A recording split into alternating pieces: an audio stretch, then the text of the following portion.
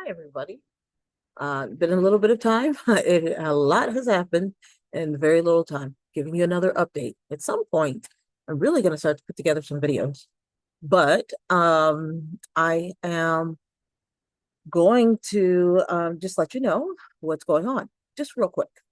So this is my channel called Coffee Brown Expat Bound. My name is Coffee Brown.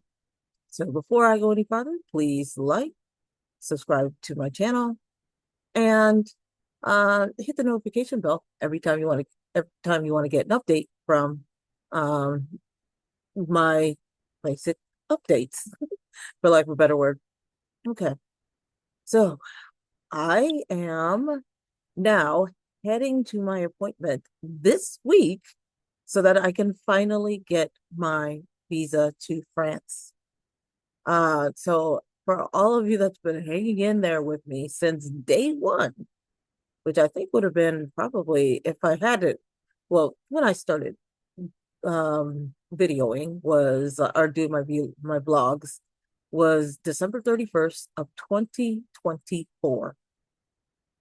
That was the first time I did a video. I was getting ready to clear out my storage. I was just like, didn't like how the elections went. I had incredible sense of panic and foreboding, and I just wanted to go. I just didn't feel happy. So I said, I'm going to put myself first and I'm going to clear everything out. I'm going to make this happen. And it started with something very symbolic, which was clearing out my storage, which I had been keeping for years. So I went in and I cleared it all out. And so since then, I've been making a series of steps.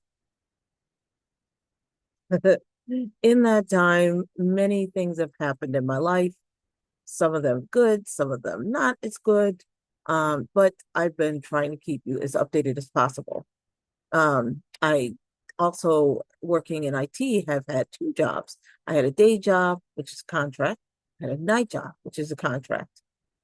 Those two are finally over because it was taking up all of my free time, which is why I really couldn't do any posting, because when you work days and then you literally, I have not even a minute to get to my next job, which was like it. And my first job ends at 6. The next job starts at 6, so there's no time for anything. And then on weekends, I'm just exhausted, and I'm still doing some things for my job on the weekend and dealing with people and meeting with people and whatnot.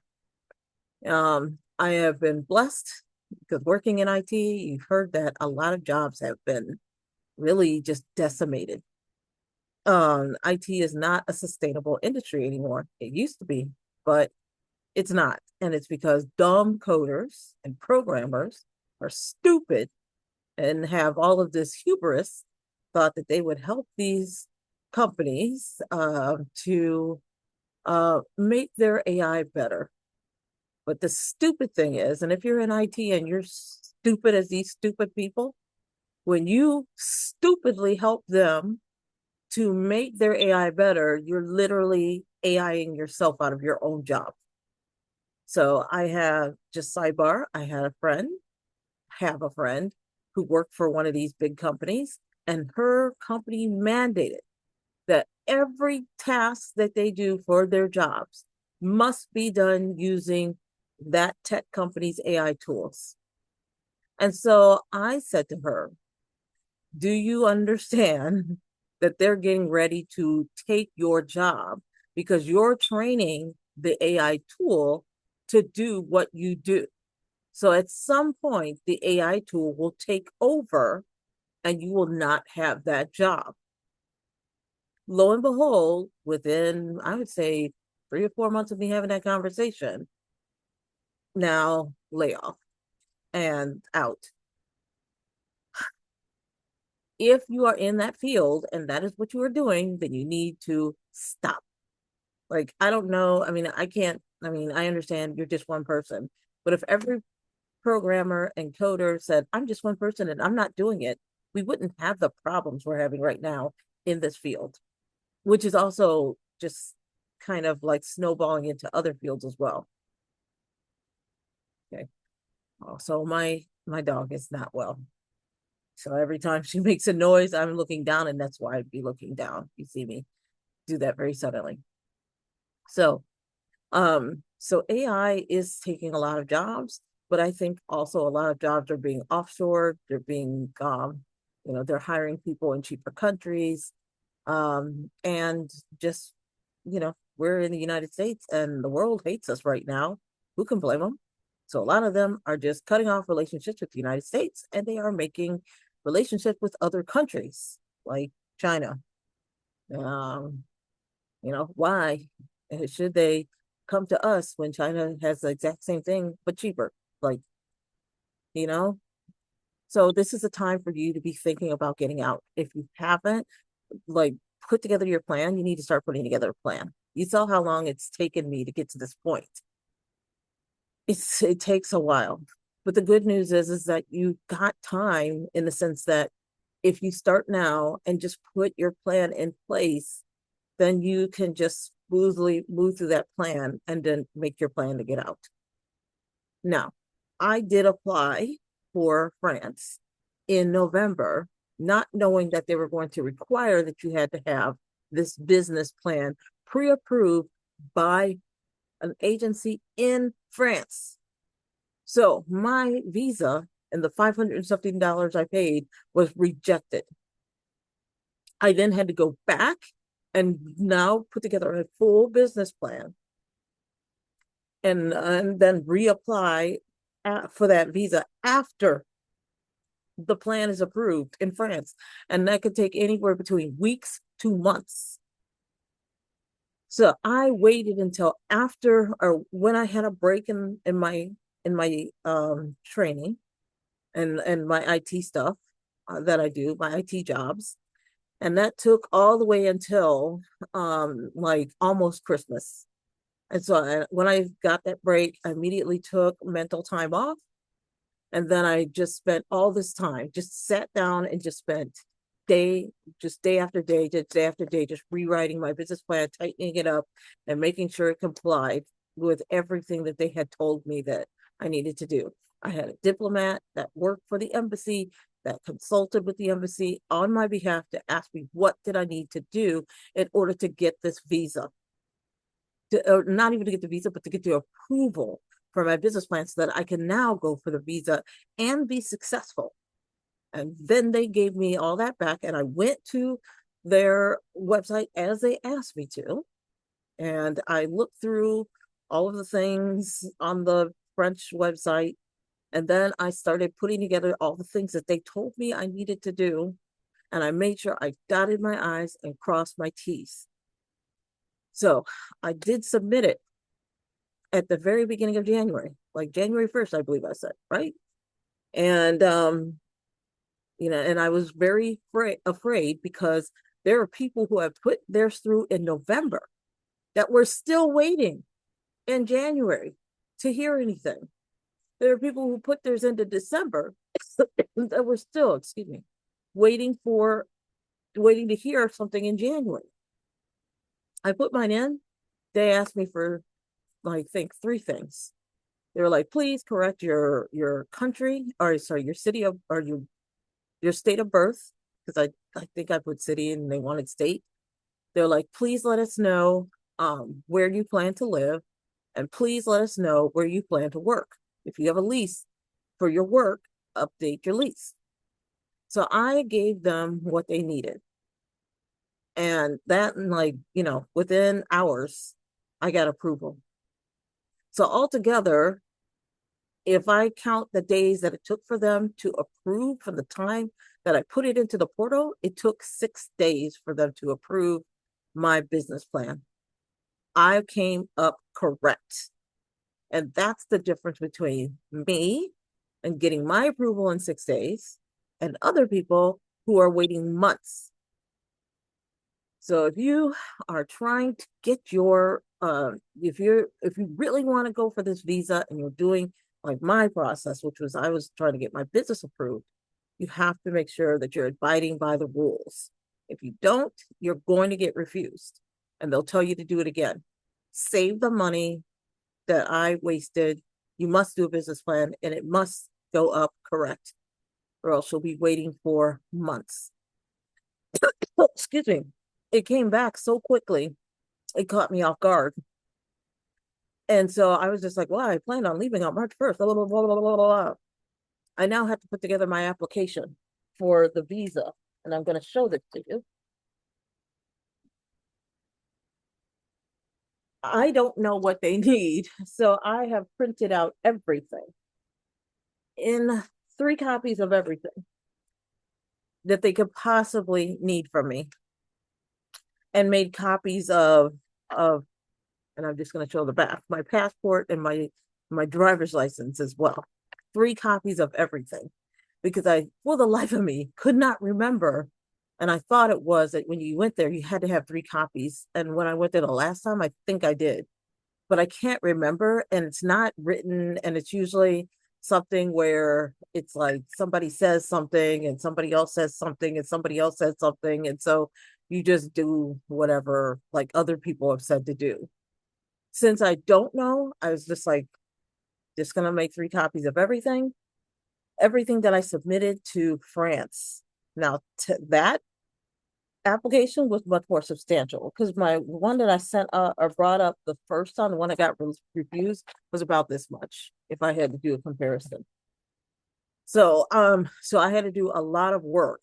I mean, like, I'm not kidding you when I say this is most of this is my business plan. I'm just going to re-show this to you again. And actually, I forgot a part of the pile. Most of this is my business plan. Now, they have said in the past, keep it simple. And I think in the past, you did have to keep it simple because of the fact that it was not going to this agency in France, not in the United States consulate. It goes to France. It went to the consulate in ultimately in DC. And I'm sure that that consulate has a limited number of people. If it's now going to France, it's now going to the entire, I think it's a Ministry of the Interior or something like that. They will have more people. They were going to dig a lot deeper. You have to justify a lot more things. It was a lot easier to get your visa before June of last year. June of last year. Specifically, if you had to narrow it down, November of last year. So if you got your visa approved in October or before, you're okay. And it was easy.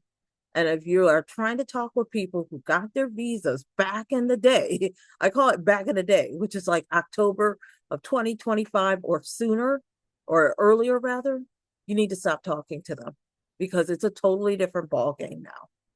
It is a totally different ball game. They're not going to tell you that they had to fill out this much, do this much work. Now, mind you, this is times 3, because that pile represents 3 copies of everything. And I will let you know when I go to the appointment if they needed 3 copies of everything or if they're just going to take one. I couldn't remember. I can't be bothered.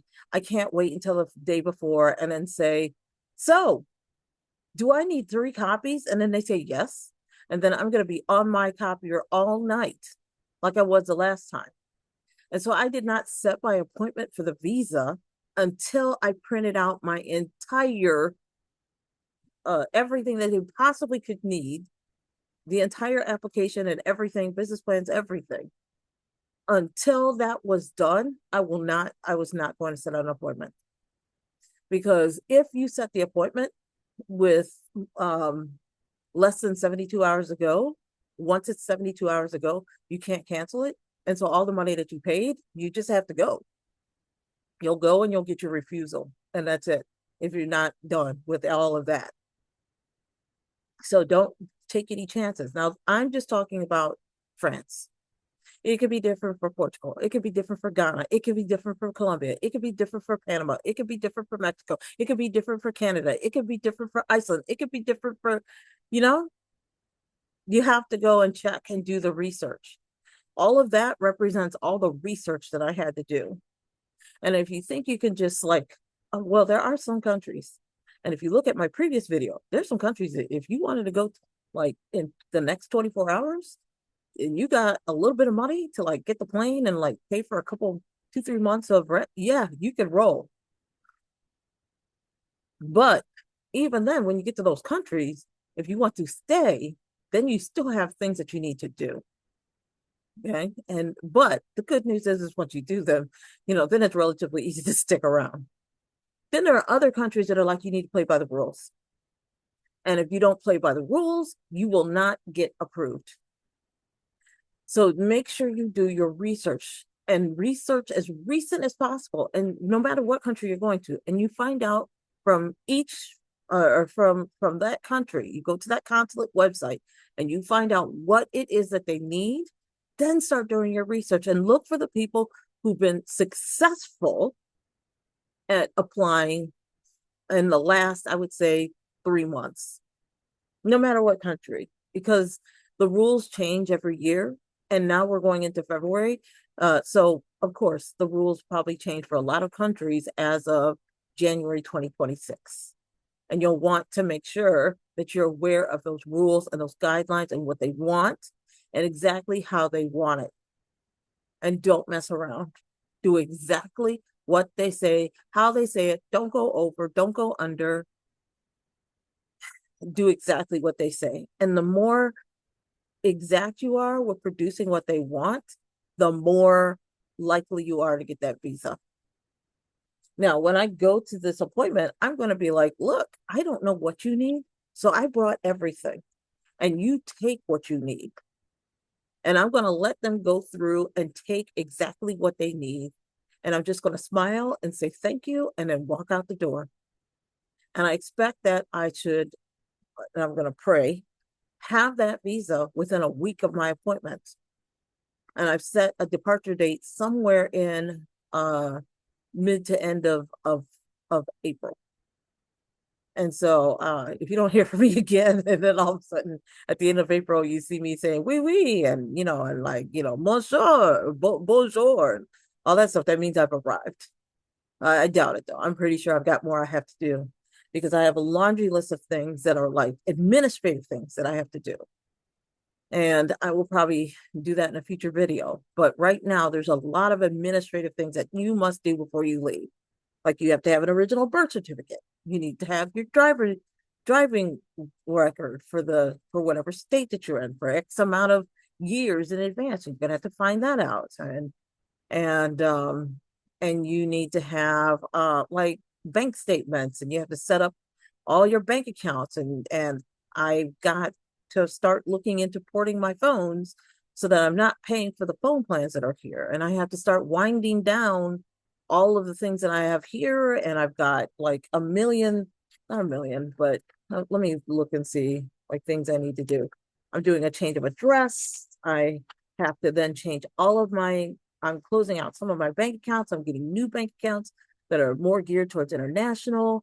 I need to get an international bank that deals with France, that's France friendly. I've got to do what's called apostille. And that means that you get the original documents from like places like your your birth certificate, your transcripts for school, etc. And they have to be certified as this is original and this is a true and correct copy. It's called apostille. And like if you're doing it for, say, your birth certificate, it has to be done in the state where you get that birth certificate. And you have to make sure that you get the long form of your birth certificates, no matter what country you're going to. Long form means that you have your parents' names and like full names and everything. Now I'm not married, but if I was married, I'd have to also focus on getting like any kind of name change. You're gonna have to get like your if you're married, you're gonna have to get like your marriage licenses and all that stuff. And there's so much that has to get done. Um, I need to get an FBI background check. I mean, am I gonna need it? I'm not sure.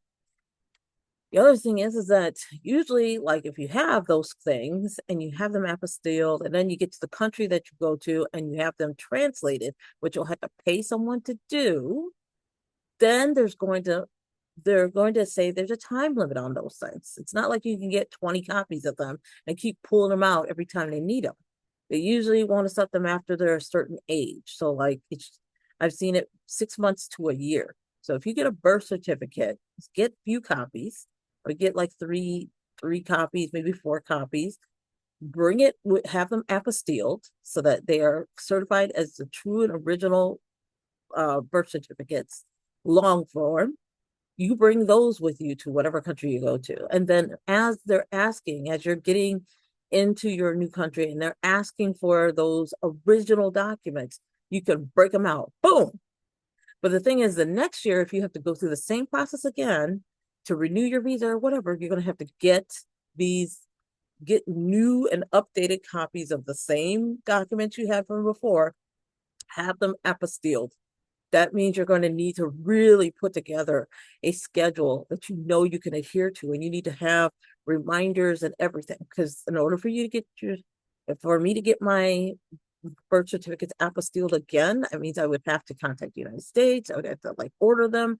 Then they would have to come to me, and then I would have to immediately turn around and I'd have to send them off while I'm in another country, send them off to get them apostilled back at the state where I live or where I was born. And then they would have to then send it back to me. And then I would have to have that forwarded to my country.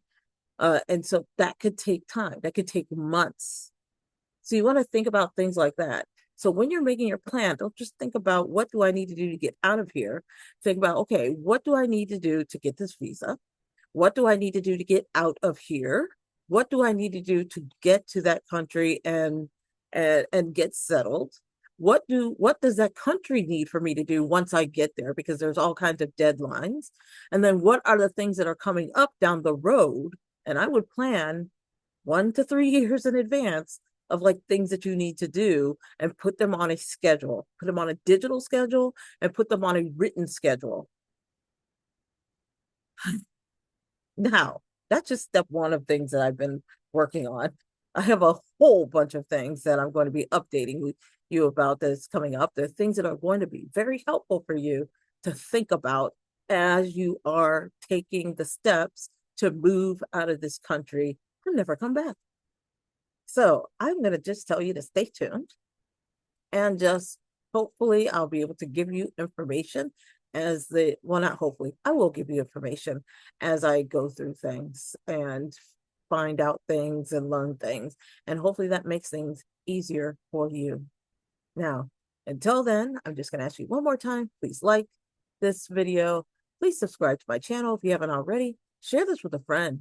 If anybody else is looking to get out, hey, this could be helpful. And hit the notification bell so that every time I update and upload videos, then you will get a notification as well.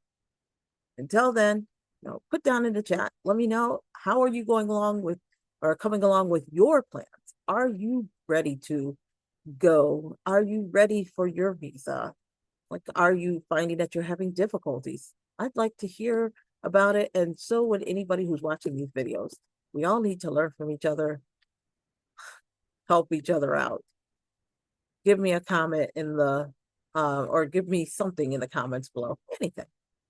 All right. So again, this is Koffee Brown. That's me. And my channel is Koffee Brown Expat Bound. Y'all have a great weekend, and it's Super Bowl Sunday. So happy Super Bowl Sunday. Bye.